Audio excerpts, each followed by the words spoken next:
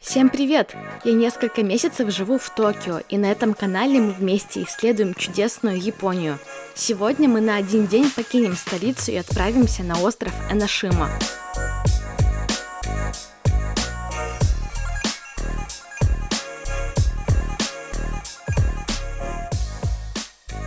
Эношима находится в соседней префектуре Канагава, примерно в 2 часах езды. Едем туда на общественном транспорте. Столь дальнее путешествие просто необходимо начать с кофе. И сегодня наш выбор пал на сеть кофеин Blue Bottle. Это международная сеть родом из Америки, но созданная под влиянием японского кадавари, понятия о перфекционизме и вниманию к деталям, которое проявляется даже в варке кофе.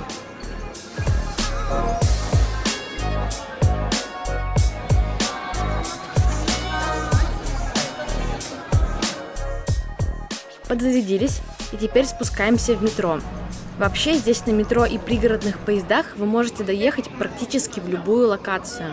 Но с другой стороны, тут количество людей примерно равно количеству стикеров и табличек. Навигация по огромным центральным станциям-хабам очень сложная, поэтому мы смогли добраться до Эношимы, только изрядно поплутав и разочек сев на тот поезд.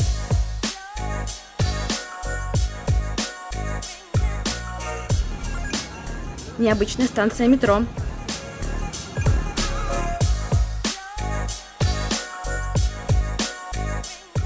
А вот и Эношима. Кажется, что остров совсем небольшой. Ого, ого, ого! Искреннюю радость от созерцания Фудзиямы я испытывала на протяжении вообще всей поездки. Сейчас немного не хватает ясности и видны только очертания Фудзи, но некий флёр загадочности ей точно не вредит. Смотри, какой тут вход и променад. Мы приехали в жаркий выходной день, поэтому здесь, скажем прямо, очень людно. Кстати, местные поголовно используют зонтики от солнца, и мы эту практику переняли чуть позже. До острова ведет достаточно длинный мост с красивыми видами как на сам остров, так и на Фудзи. Хочу признаться, что Фудзияма на меня действует примерно как сакура. Она постоянно притягивает мой взгляд и объектив, когда находится в пределах моей видимости. Мы двигаемся дальше, и, кстати, сейчас особенно сильно заметно, что в Японии левосторонние движения. Вот даже пешеходы во избежание хаоса придерживаются именно левой стороны. Нам очень повезло, потому что на подходе к острову мы услышали барабаны и звуки музыки, а затем мы увидели один из японских традиционных танцев. Если я не ошибаюсь, он называется Ава-Одори.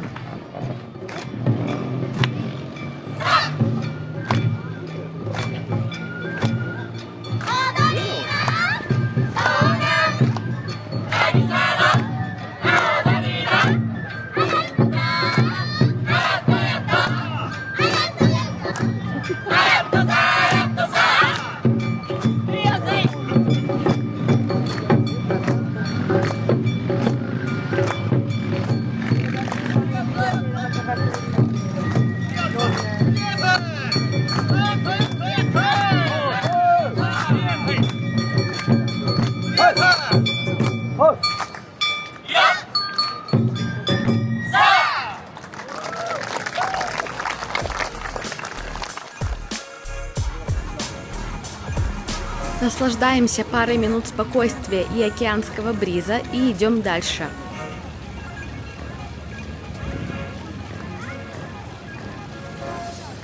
Помните, я раньше говорила, что на мосту было достаточно людно? Вот, пожалуй, нет, была не права. Людно стало сейчас. Ширина местных улочек просто не приспособлена для такого огромного количества народу. Ресторанчики забиты, а в лавках и магазинах длинные очереди.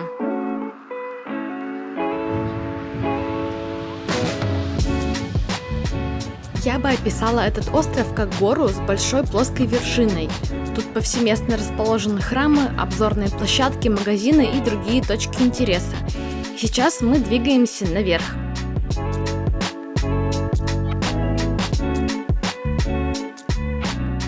Нас встречают тории. Это ворота, обозначающие вход на священную территорию синтоистского храма. Народу стало значительно меньше, но зато пришло понимание, что впереди нас ждет хорошая физическая нагрузка. Прогулка по лестницам в плюс 35 градусов. Но кого это останавливает?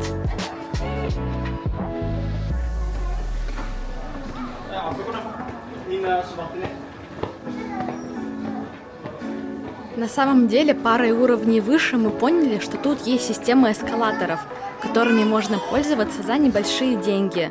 Но мы уже решили подниматься пешком, поэтому с энтузиазмом движемся все выше и выше на своих двоих.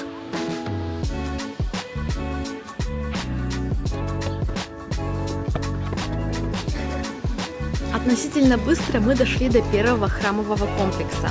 Помимо стандартных ритуалов, обычно доступных в синтоистских храмах, например, вот справа очень красивые записки с желаниями и просьбами. Здесь можно кидать монетки на удачу. Ну и, конечно, во имя финансового благополучия храма. Ну и своего тоже, конечно. В синтоизме очень много божеств в Каме. Здесь в Эношиме главенствует несколько, в том числе, но не он один, бог-дракон Рюджин. Он дарует удачу и богатство взамен на пожертвования. Да вернется вдвойне все отданное.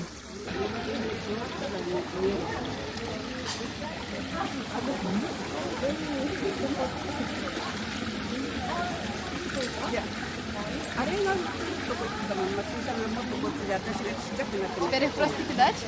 Да.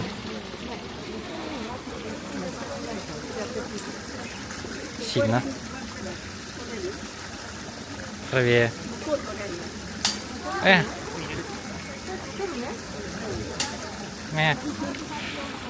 Пожертвования. Пожертвования храму случились.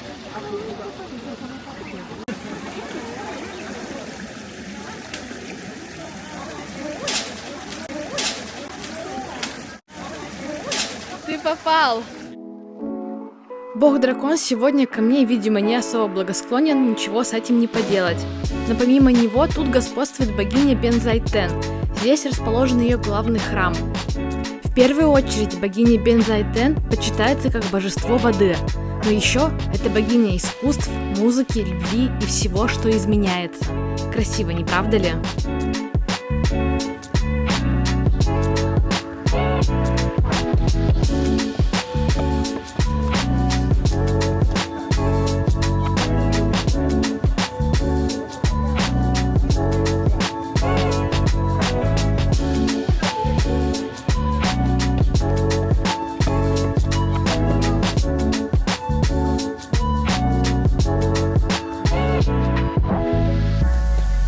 Второй на пути храмовый комплекс меньше предыдущего, но его красный цвет делает его очень привлекательным и заметным. Рядом с храмом стандартно можно купить обереги о Маморе, предсказания о Микудзе и Эммы. Это деревянные таблички, на которых пишутся пожелания.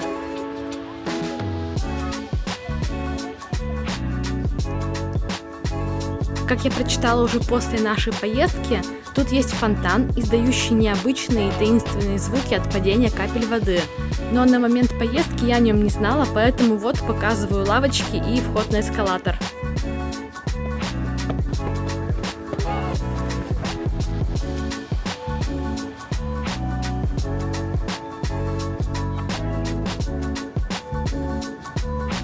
А теперь отправляемся на обзорную площадку, расположенную на морском маяке Эношимы. Покупаем билеты, благо заранее их бронировать не нужно, и проходим сначала в милый парк, а затем и к маяку.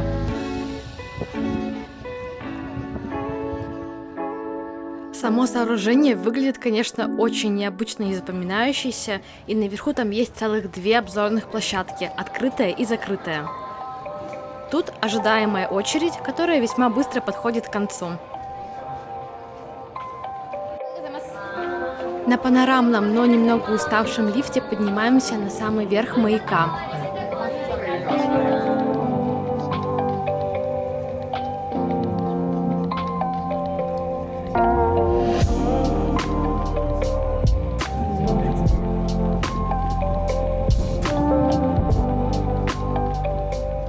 С высоты более 100 метров открывается просто невероятный вид на близлежащие города, на океан и, конечно же, на гору Фудзи.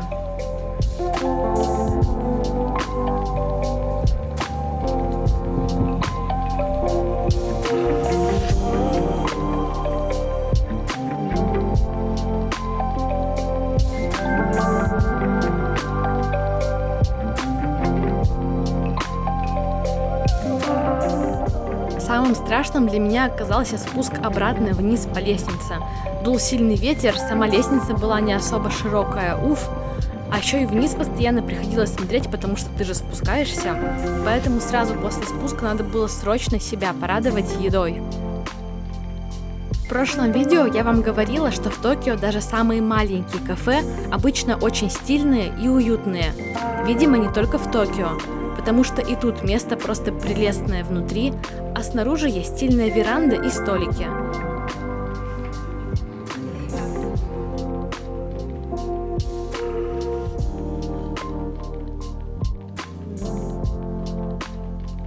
Обед у нас был не сильно полезный, но зато максимально приятный. В местном сувенирном магазине мне хотелось купить вообще все. Я не знаю, как они это делают, но даже обычные открытки выглядят невероятно привлекательными и манящими. Вы посмотрите, какая красота!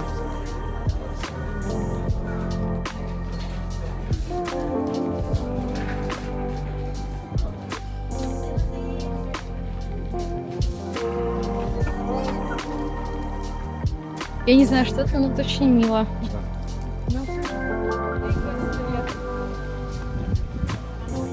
После небольшого перерыва на обед мы продолжаем наш путь дальше на другую сторону острова.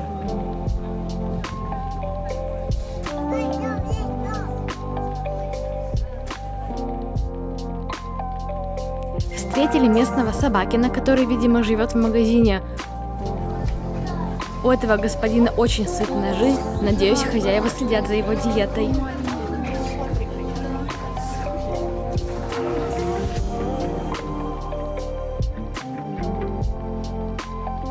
Мы немного погуляли по менее людным лесным тропинкам, но особо далеко уйти не получилось. Хода нет.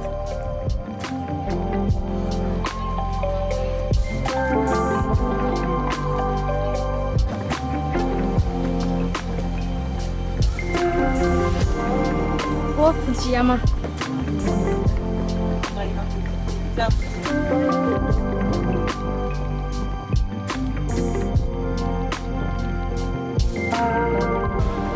Как не в Японии, да? На другой стороне острова находится пещера и каменистое побережье. Ветер, конечно, дует не совсем удачно, и половину видов мне придется смотреть в записи, как и вам. Видимость нулевая, иду по приборам. Как обычно, очередь и покупка билетов. Всего здесь 2 пещеры. Сейчас мы идем по первой. Так она столько лет стоит. И сейчас стоит.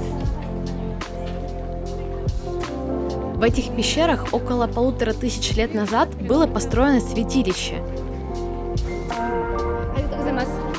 Выдали чудесные бумажные фонарики.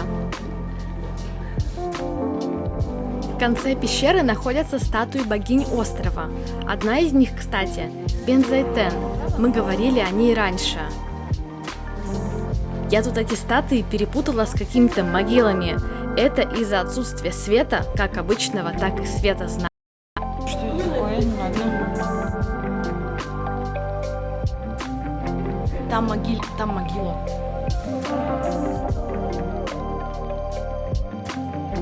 Сейчас тут выставлены некоторые синтоистские артефакты.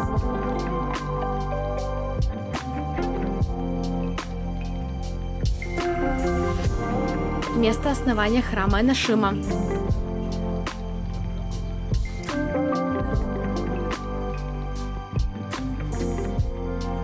Длинные низкие проходы с толпой людей, через которые мы вышли во вторую пещеру. Там была статуя уже известного нам бога-дракона.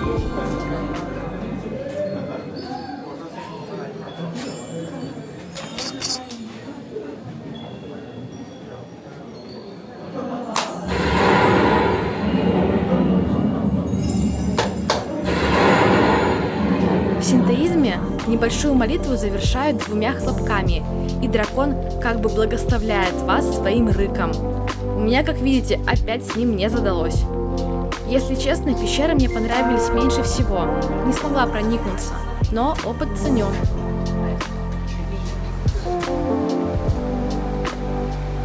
Чувствуешь ли ты себя маленьким человечишкой на фоне огромного океана? На этом мы выходим из пещер и заканчиваем наше путешествие.